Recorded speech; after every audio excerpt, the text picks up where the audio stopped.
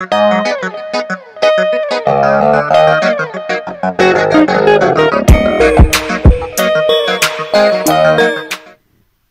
hello, j'espère que vous allez bien. Bienvenue dans Spirit Show. Ça fait vraiment longtemps que je n'ai pas fait d'émission. Eh bien, Dieu a fait grâce que je puisse me retrouver devant vous encore aujourd'hui. J'espère que tout va bien chez vous. Chez nous aussi, ça va. Par la grâce de Dieu, c'est vraiment un très grand plaisir de me retrouver encore devant vos petits écrans, vos téléphones, vos laptops, vos TV. En tout cas, aujourd'hui, je trouvais bon de parler de la concurrence dans les couples. Alors, c'est notre sujet d'aujourd'hui. Avant de commencer, je vais vous inviter à vous abonner. Abonnez-vous sur votre chaîne Spirit Show. C'est vrai, de fond, je ne fais plus des émissions fréquemment comme d'habitude, mais nous allons nous rattraper en tout cas pour vous faire plaisir. Alors, la concurrence dans le couple. Et oui, quand on est en couple, il y a plusieurs choses en tout cas qui se pointent. Parmi eux, nous avons la concurrence. Alors, je vais catégoriser cette concurrence en fait en trois parties. La première partie, je vais parler de la concurrence loyale. Il y a dans certains couples où vous allez voir l'homme et la femme qui se soutiennent. L'homme pousse la femme à travailler plus et la femme pousse aussi l'homme à travailler plus. Dans ces couples-là, vous allez voir, il y a une certaine stabilité dans le couple. Vous allez voir qu'ils évoluent très bien financièrement, même s'ils ne sont pas très riches. Mais ils se retrouvent en tout cas. Ils évoluent très bien. Qu'est-ce qui pousse ces gens, par exemple, ce genre de couple à aller de l'avant? D'abord, ils croient en leur partenaire. Le fait de croire à son partenaire, de faire confiance à son partenaire, d'aimer également, vous pousse, n'est-ce pas, à lui booster un peu. À lui dire que voilà, chérie, il fallait, pour telle chose, nous devons faire ceci ou cela.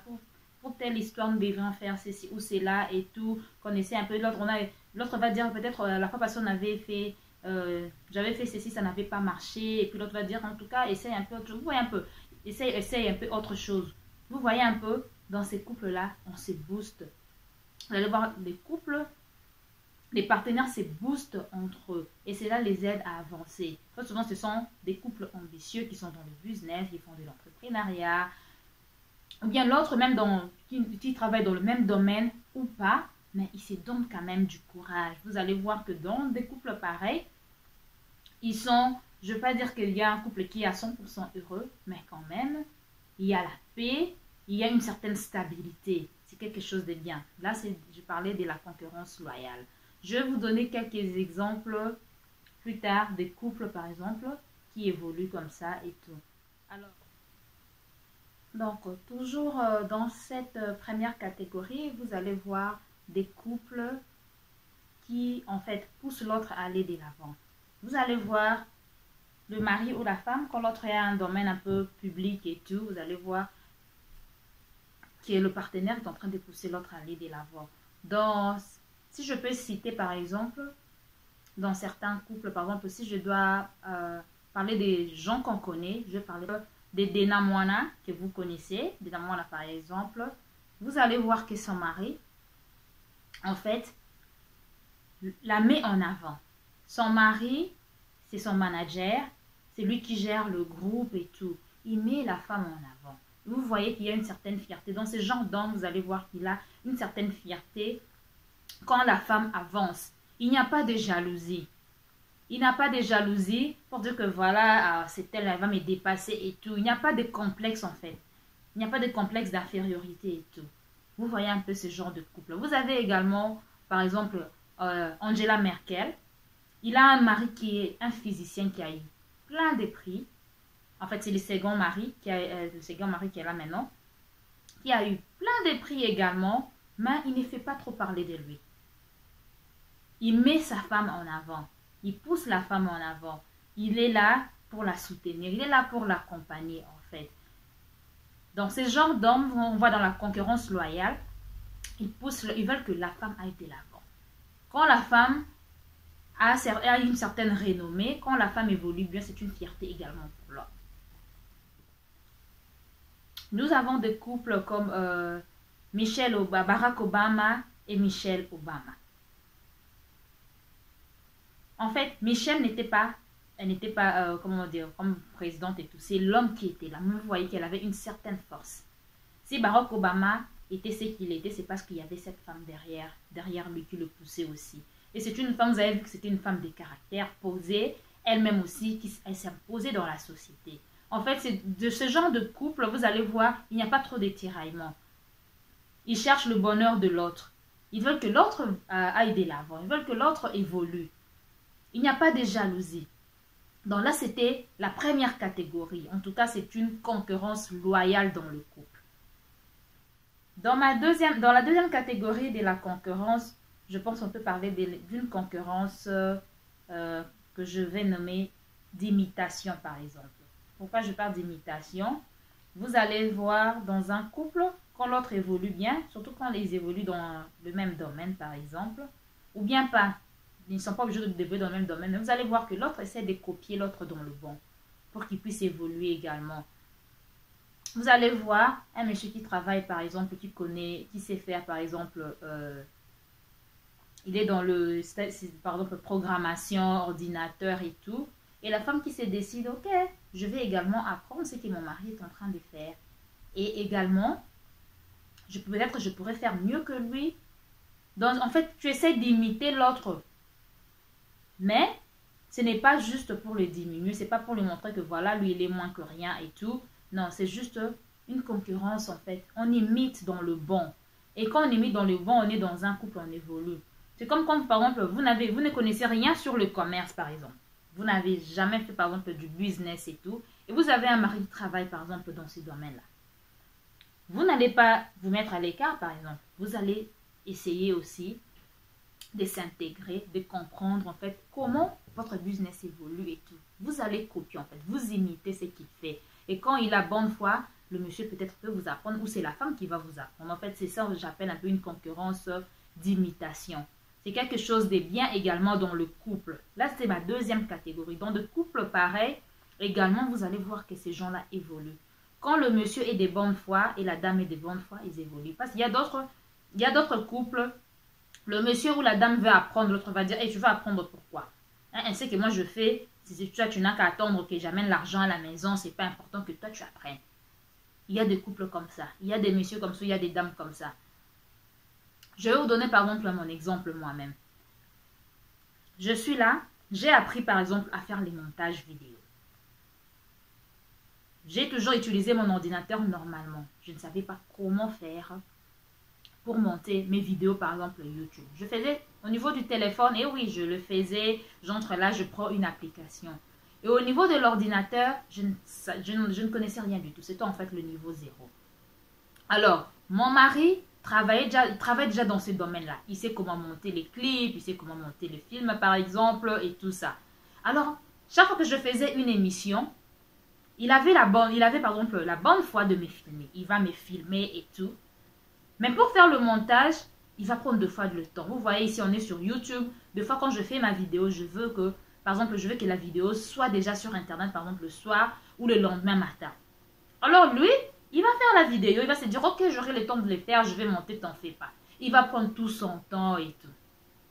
Alors un jour, il me dit, mais pourquoi tu n'apprendrais pas toi-même à monter, par exemple, tes propres vidéos? Cela va t'aider, cela va te faire gagner du temps et tout. Moi, je dis, ah oui, je n'y avais pas pensé avant.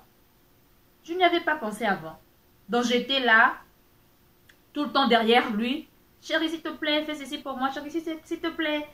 Est-ce que tu peux monter mes vidéos et tout? Et des fois, quand on le montait là, je demandais trop. Des fois, il s'est fâché et puis il va arrêter. Il va se dire, oh non, tu demandes trop, tu veux que j'ajoute trop d'effets et tout et tout. Alors, quand il m'a soufflé cette idée, je me suis dit, ok, voilà, c'est ce que je dois faire en fait. Parce que là, je vais devenir autonome. Je fais ma vidéo, même s'il m'est filmé, ou bien je me filme, je serai là devant l'ordinateur et puis je vais faire le montage. Donc voilà. C'est une concurrence d'imitation. Je ne le fais pas pour surpasser, par exemple, mon partenaire. Je ne le fais pas pour lui montrer que je suis mieux que lui. Non, je fais ça parce que je lui dis, voilà, ça va m'aider, ça va lui aider également. Ça va nous aider dans le couple. Et il était de bonne foi, il s'est mis là à me montrer. Maintenant, je peux vous dire, moi également, je peux monter mes propres vidéos. Vous pouvez m'apporter vos clips, vous pouvez m'apporter justement votre vidéo ou quoi, et bien, je serai capable de faire le montage, parce que je le fais moi-même. Maintenant que vous voyez des vidéos sur YouTube et tout, le montage, c'est fait par myself. Voilà, c'était juste entre parenthèses. Donc, ça, c'était un exemple pour vous dire que voilà, vous pouvez imiter votre partenaire dans le bon. C'est pas dans le but de dire que voilà, je suis meilleur et tout et tout. Non, c'est une concurrence. Vous imitez, mais c'est une concurrence qui va vous avancer. Vous pouvez être imité, peut-être vous êtes dans le même domaine ou pas. Cela dépend. Mais également, cela dépend des partenaires. Il y a ceux-là qui n'aiment pas apprendre à l'autre. Ils se disent que non, par rapport au genre de partenaires que j'ai, si je lui apprenais, ah, ça sera pire, je ne vais plus respirer. Ou si je lui apprenais à faire ceci ou cela, ah, il va ou elle va me surpasser. Donc, en fait, ça crée un certain complexe. Là, c'était ce qu'on appelle une concurrence d'imitation. Alors, la troisième, number 3, on appelle une concurrence malsaine. Une concurrence déloyale. En fait, vous allez voir que dans un couple, les partenaires sont en train de faire une concurrence pour juste essayer de diminuer l'autre. Pour montrer à l'autre que voilà, moi je gagne plus que toi par exemple. Toi tu n'amènes rien dans ce foyer, tu n'es rien. Vous allez voir un partenaire qui met les bâtons dans le roue pour empêcher à l'autre d'avancer, pour empêcher à l'autre de progresser. Vous allez voir des couples qui se battent. Vous allez voir un homme, par exemple, qui ne veut pas que la femme évolue, qui ne veut pas que la femme travaille, qui ne veut pas que la femme touche un peu plus d'argent que lui. Sinon, ça crée un complexe. C'est une concurrence qu'on appelle malsaine, en fait. Une concurrence qui empêche l'autre d'aller. Il y a des hommes, surtout, je vais marteler là-dessus, surtout chez les hommes africains. Chez les Africains, on a en fait catégorisé la femme à rester dans la cuisine, à faire des enfants, à s'occuper de la maison, pas avoir une carrière par exemple dans la vie, pas à être une business woman. Pas, vous voyez un peu. En fait, c'est une question, comment je peux dire? C'est une question de culture et d'éducation. Il y a des hommes qui ont grandi chez eux, par exemple, où les parents, vous allez voir, on les a envoyés à l'école, on n'a pas envoyé leur sœur à l'école. Où on dit à la fille que non, maman, que ma fille, toi tu es bonne juste pour le mariage. Attends, quand un mari va se présenter devant notre porte, tu pourras aller chez toi. En grandissant, vous allez voir ces enfants, les garçons qui ont grandi dans des familles pareilles, dans leur vie future également, ces genres d'hommes ne vont pas vraiment respecter la femme également. Ils vont se dire que la femme, elle est bonne juste pour rester à la maison. Pourquoi tu veux t'embrouiller, aller chercher un boulot? Pourquoi tu veux te débrouiller dans un commerce? Pourquoi tu veux devenir entrepreneur? Vous voyez un peu, il y a de ces hommes qui pensent comme ça. Ils sont carrés en fait dans le raisonnement. Ils ne pensent pas que la femme, quand la femme va chercher à l'extérieur, quand la femme cherche un boulot, la femme va soutenir également le foyer. La femme va t'alléger aussi. Il y aura du côté finance par exemple, il y aura un certain allègement parce que ça va commencer à participer également. Il y a de ces hommes qui n'y pensent même pas. Pour eux, ils sont catégoriques. En fait, c'est une question de culture. Ils ont grandi comme ça. Alors, quand toi, tu vis avec un homme pareil, tu as un partenaire pareil, et que tu veux évoluer, cet homme va te mettre les bâtons dans les roues. Eh oui, il va te dire que voilà, j'amène tout à la maison, toi, tu cherches quoi? Alors que deux fois, ce n'est pas juste question d'aller chercher de l'argent. On a besoin de se sentir bien dans sa peau. On a besoin de se sentir importante dans la société. Pas toujours besoin d'être là, ok, on fait sa cuisine, on nettoie sa maison, on s'occupe de monsieur, on s'occupe des enfants et tout. Mais on a besoin aussi d'être une personne dans la société. Là, vous allez voir, c'est une concurrence moi je vais dire, j'appelle ça, j'ai catégorisé ça une concurrence déloyale ou malsaine. Donc, dites-moi, dans quel genre de concurrence êtes-vous avec votre partenaire, avec votre mari? Est-ce une concurrence loyale, une concurrence qui imite ou une concurrence déloyale? C'est à vous de vous placer vous-même. Mais avant tout, n'oubliez pas de vous abonner, s'il vous plaît. Abonnez-vous et n'oubliez pas de cliquer sur la petite cloche qui se retrouve juste à votre droite là. Comme ça, vous allez recevoir les notifications et tout. Alors, moi, j'allais encourager les couples qui ont une concurrence loyale dans leur couple. Les couples qui se boostent entre eux. En fait, quand on est dans un couple, c'est une union, c'est vrai, mais je pense pas que c'est un combat. Je pense que c'est une complémentarité. On doit se compléter. Quand l'autre, par exemple, a une certaine idée, il faut savoir se soutenir. Il faut savoir se faire confiance. C'est vrai, si nous avons ces différentes sortes ou bien catégories, ces différentes catégories de concurrence, c'est parce que également, dans le couple, il y a ceux-là qui ont eu peut-être un problème. Il y a ceux-là qui ont brisé, par exemple, la confiance de l'autre, la confiance de l'un ou de l'une. Ou peut-être parce qu'il y a eu un conflit, alors les deux ne se font plus confiance, ils ne veulent plus avancer comme un couple. Mais quand on se dit on est couple, en fait, moi je pense que c'est un duo où vous vous complétez. C'est un duo où personne n'est parfait, où on essaie de faire de son mieux, de se retrouver ensemble, d'évoluer. À quoi bon vous êtes dans un couple, vous n'évoluez pas? Personnellement parlant, par exemple, financièrement parlant et tout, spirituellement parlant et tout. On doit en fait sentir que voilà, quand j'étais seule, je vivais comme ci ou comme cela. Quand je suis en couple, on doit sentir que voilà, il y a un plus qui s'est ajouté par exemple. Alors, dans quelle catégorie en fait de concurrence allez-vous placer votre couple? Dans la première, je vous ai cité des couples forts. Il y a une fois, je suivais sur Internet, il y a le couple Zézé. Ce sont des Ivoiriens en fait. Ce sont des entrepreneurs si je ne me trompe pas. Vous avez l'homme et la femme qui travaillent ensemble. Ils s'associent très bien, ils se complètent. En fait, il y a une certaine envie en regardant ce genre de couple. Et ce genre de couple vous incite également à avancer, vous incite vous aussi à donner le meilleur vous-même quand vous êtes dans un couple. Alors, moi je pense que ce sont des genres de couples à copier. On copie toujours dans le bon, il ne faut pas copier ce qui est mauvais. C'est vrai, nous sommes à l'étranger, je vais dire dans la diaspora, il y a plein de choses qui se passent. Il y a des couples qui se sont mis ensemble juste parce qu'ils avaient besoin de quelqu'un. Le monsieur était là depuis longtemps, il n'avait pas de copine et tout, il cherchait juste une femme à mettre à la maison, par exemple. La femme, de l'autre côté aussi, l'âge avancé ou pas, mais qui cherche aussi un partenaire au moins, au lieu d'être tout le temps seul et tout. Il y a des gens qui se sont mariés par amour, d'autres par intérêt, d'autres par nécessité. Donc ça dépend. Mais quand on se dit on est dans un couple, we have to try to make it up. Il faut essayer de faire fonctionner ces couples-là. Quand on est dans un couple, il faut essayer de faire fonctionner ces couples-là. À quoi bon? Sinon, on n'est pas heureux. Quand vous voyez un homme heureux dans la société, c'est qu'il a mis une femme heureuse dans la maison. Moi, je pense que ça va de pair.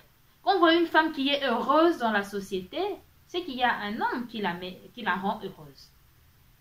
Moi, je pense que c'est vice-versa. C'est vrai, on dit toujours, avant de compter sur le bonheur de l'autre, il faut d'abord se sentir heureux, il faut se mettre à l'aise, il faut se sentir que voilà, déjà par moi-même, je peux me débrouiller, par moi-même, je me sens à l'aise, je me sens bien, et l'autre va te mettre également à l'aise. Je pense que ça va de pair. En fait, voilà, c'est ce que j'allais partager avec vous aujourd'hui. Alors, à vous le clavier. À vous le clavier, dites-moi, par exemple, comment vous évoluez dans votre couple?